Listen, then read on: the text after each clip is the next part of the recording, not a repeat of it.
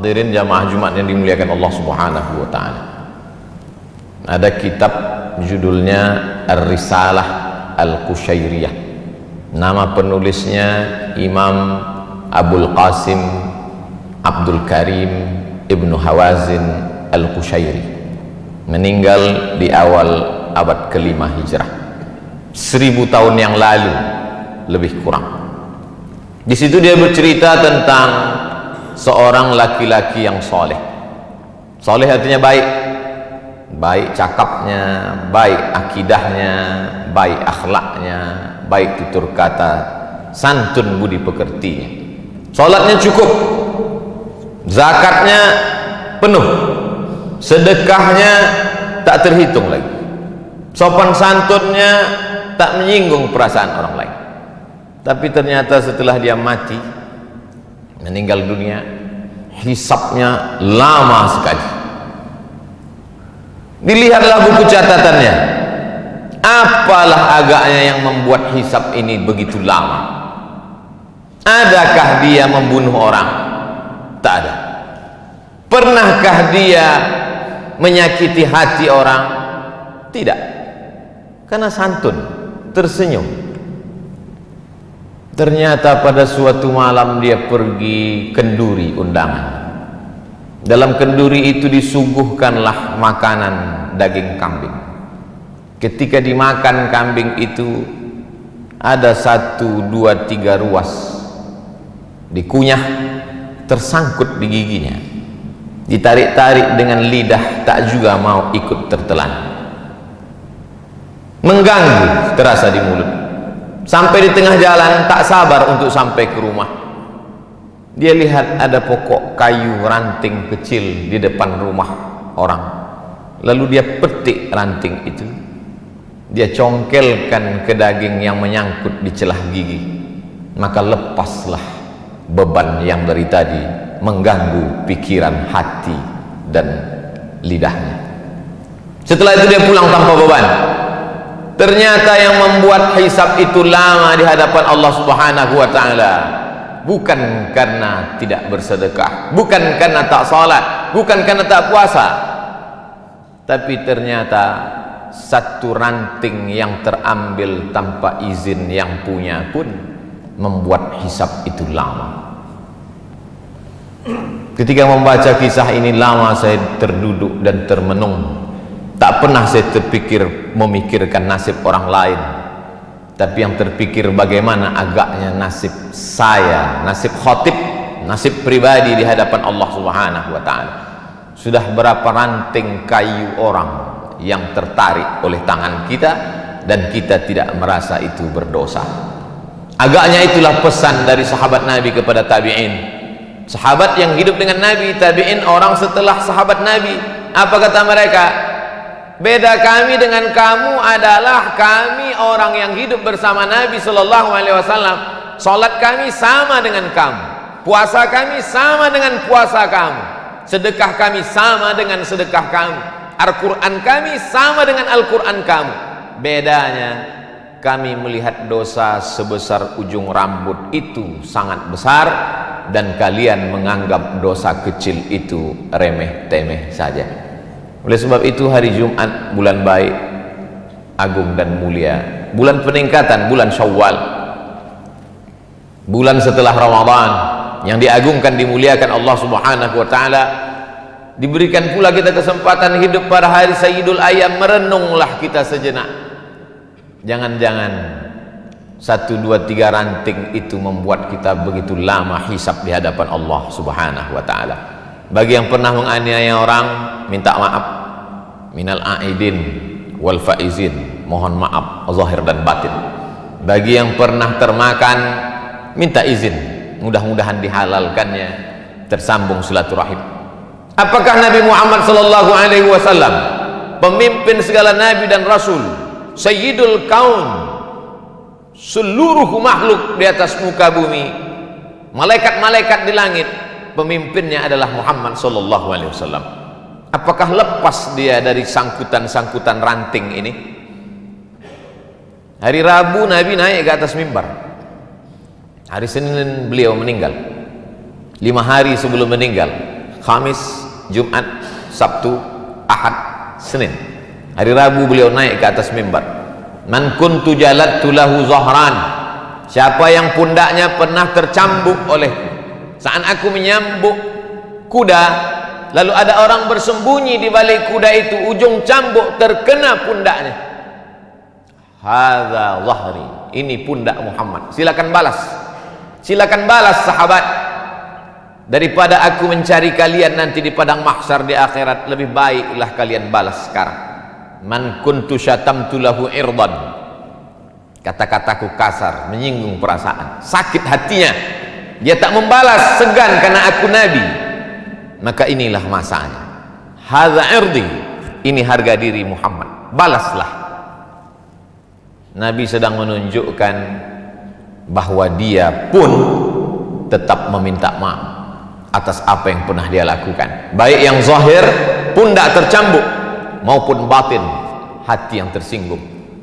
Cukupkah dengan solat tarawih 30 malam lengkap dengan witir, tahajud, solat sunat pagi, awabin, isyraq? Cukupkah dengan zikir, membaca Al-Quran, khatam berkali-kali? Tak lepas, wahai jamaah Jumat yang dimuliakan Allah Subhanahu wa ta'ala. Kalaulah satu ranting membuat kita terhisap begitu lama, lalu bagaimana dengan orang yang sengaja memotong, mengambil, menggarap, menghabisi, lalu kemudian menganggap cukup tertebus dengan labbaik Allahumma labbaik, cukup ditebus dengan umrah, cukup ditebus dengan munajat di pintu Ka'bah. Begitu banyak yang membuat kita ada sangkutan-sangkutan di padang mahsyar. Makanya kata Nabi, ittaquz zulma, jangan kamu aniaya orang, jangan kamu zalimi orang. Fa inna zulma zulumatun yaumal qiyamah, karena perbuatan aniaya akan menjadi kegelapan pada hari kiamat. Mohon maaf, ada saudaraku yang digelapkan Allah di atas dunia ini, lahir dalam keadaan, maaf sekali lagi, buta, tapi gelapnya itu ada hikmah. Matanya tak pernah berdosa, di akhirat dia akan terang benderang. Tapi ada orang-orang yang di dunia ini terang benderang melihat, dan di akhirat dia komplain, ya Rabbi lima hasyartani a'ma wa qad kuntu basira, mengapa aku dibangkitkan dalam keadaan buta padahal dulu aku di dunia bisa melihat? Allah menjawab, laqad atatka ayatuna, ayat-ayat kami telah sampai kepadamu. Nabi Muhammad sudah menyampaikan, meninggal Nabi diwarisi oleh para ulama, al-ulama warasatul anbiya, tapi kau tak pernah mau tahu. Atatka ayatuna fanasitaha, ayat-ayat kami sudah kami turunkan tapi kau lupa. Fakadzalikal yauma tunsa, orang yang lupa maka hukumannya dilupakan. Jangan pernah lupa dengan security kita, cleaning service, office boy, tukang cuci, tukang kebun kita. Mereka orang-orang yang kita remeh-temehkan, kita rendahkan. Berapa tetes peluh keringatnya kita telan, mereka hanya tersenyum saja. Dia akan datang menghadap, di musim COVID-19 ini kami tidak ada uang tambahan Pak, anak kami juga perlu bayar uang sekolah, karena wabah tetap ada, sekolah libur tapi uang sekolah tidak libur. Mereka hanya mampu tersenyum kalau kita katakan. Orang-orang kaya yang hebat dan gagah perkasa itu akan berkata, tidak ada uang, gaji ditunda. Mereka tidak melawan, mereka hanya tersenyum. Mereka hamba Allah yang lemah. Tapi ingatlah, hisab kita terlalu lama. Irhamu man fil ardi yarhamukum man fis sama. Berkasih sayang kamu kepada hamba-hamba Allah yang lemah di atas dunia, maka Allah akan sayang kepada kamu. Seorang laki-laki duduk di dekat Nabi Muhammad sallallahu alaihi wasallam. Nabi duduk memeluk cium Sayyidina Al-Hasan dan Sayyidina Al-Husain, anak kesayangan buah hati Fatimah, pernikahan dari Sayyidina Ali bin Abi Thalib radhiyallahu anhum ajma'in. Apa kata si Arab Badui yang duduk di samping Nabi? 10 anakku, satu pun tak pernah kucium. Apa jawab Nabi? Man la yarham la yurham, man la yarham la yurham. Siapa yang tak ada rasa kasih sayang kepada makhluk, maka tak akan mungkin turun kasih sayang Allah kepadanya. bahwa kita banyak silap, salah dan dosa, ya jangan putus asa, karena ayat yang pertama dalam Al-Quran, Bismillahirrahmanirrahim, dengan nama Allah Maha Kasih dan Sayang. Kedatangan Nabi Muhammad SAW untuk apa? Wa ma arsalnaka illa rahmatan lil alamin, menjadi rahmat bagi semesta alam. Oleh sebab itu, bagi yang merasa silap, salah, dosa, ranting-ranting kayu, maka itu semua akan terlepas dari hisab kalau kita mau meminta maaf. Dan ciri orang bertakwa adalah wal afina 'anil nas, mau memberi maaf. Tapi ada orang yang angkuh dan sombong, merasa sudah menjadi penghuni surga karena begitu banyak infak, wakaf, zakat dan sedekahnya, lalu kemudian menganggap itu hanya remeh-temeh semata. Maka ingatlah, sesungguhnya tak ada yang bisa menolong kita di hadapan Allah. Yauma yafirrul mar'u min akhih, saudara kandung pun akan lari. Wa ummihi wa abih, mak kandung, ayah kandung pun tak bisa menolong. Wa sahibatihi wa banih, istri dan anak-anak pun tak bisa membantu. Likulli imri'im minhum yauma idzin sya'nun yughnih, karena semua orang sibuk mempertanggungjawabkan segala yang pernah dia lakukan. Termasuk yang akan dipertanggungjawabkan adalah ranting-ranting tadi. Khutbah Jumat sulit untuk ditangkap karena situasi dan kondisi, tapi insya Allah keyword kata kuncinya mudah saja. Pulang jamaah Jumat ke rumah, ingat satu kata, ranting kayu, yang remeh-temeh dan sepele, tapi dapat menyebabkan kita terkena hisab begitu lama. Yang menyampaikan nasihat belum tentu lebih mengamalkan daripada yang mendengarkan. Boleh jadi yang mendengarkan lebih dulu selamat daripada yang menyampaikan. Siapa yang paling mulia di antara kita hari ini? Khatib tidak lebih mulia, imam belum tentu mulia. Inna akramakum indallah, yang paling takut kepada Allah itulah yang paling mulia. At-taqwa hahuna, takwa itu letaknya di sini, kata Nabi, bukan pada sorbannya, bukan pada jubahnya, bukan pada titelnya.